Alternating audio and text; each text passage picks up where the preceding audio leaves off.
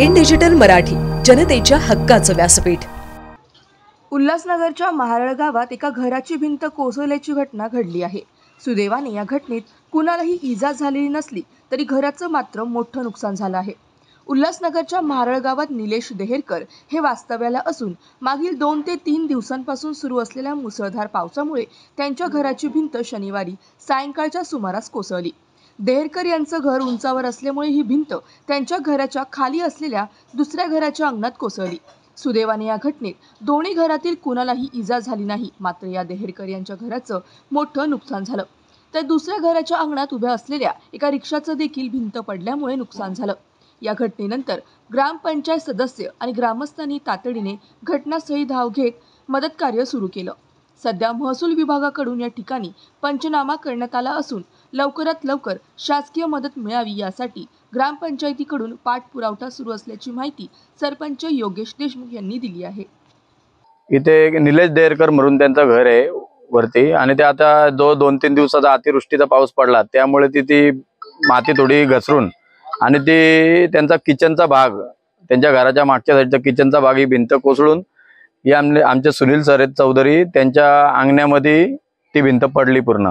आणि काही जीवितहानी तिथं झालेली नाही, कारण की काम करत होते त्यांचे सुनबाई, पण थोडक्यासाठी त्यांनी झाडं लावत होते, तर त्या साईडला गेल्यामुळे ते त्यांचं काय दुःखरूप कोणाला काही झाले नाही, दुर्घटना काही, पण नुकसान भरपूर झालेलं आहे। आता तलाठी मॅडमची सर्वांचं बोलणं झालं, आमचे इथले सदस्य आहेत सगळ्यांनी तहसीलदारांशी पण बोलणं झालं आणि त्यांनी सांगितलं आपण पंचनामा करून त्यांना भरपाई, आणि गावठाणमध्ये असल्यामुळे त्यांना त्याची भरपाई मिळण्यात यावा असे आम्ही पत्रव्यवहार ग्रामपंचायतीकडून करतो आणि तहसीलदारांना तलाठी स्वतः येऊन तिथे काय असेल ती भरपाईचा नियोजन करणार आहेत।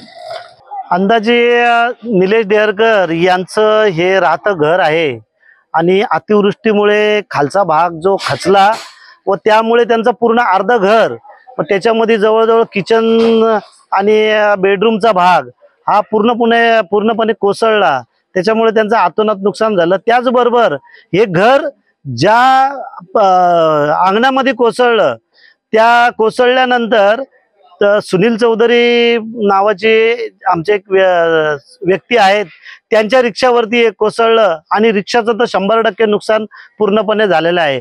आणि ही जागा पूर्ण गावठाणमधली आहे आणि या गावठाणाचा विस्तार वाढीचा प्रस्ताव आम्ही वेळोवेळी शासनाकडे दिलेला आहे।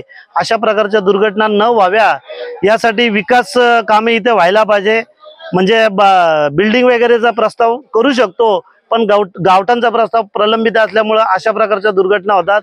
आमची शासनाकडे हीच मागणी आहे की यांना त्वरित नुकसान भरपाई सुद्धा मिळावी व गावठाण वाढीचा प्रस्ताव लवकरात लवकर शासनाने करावा, जेणेकरून इतर जी राहती घरं आहेत हे विकसित होऊन चांगल्या प्रकारचे संकुल इथं बनतील अशी आम्हाला आशा वाटते।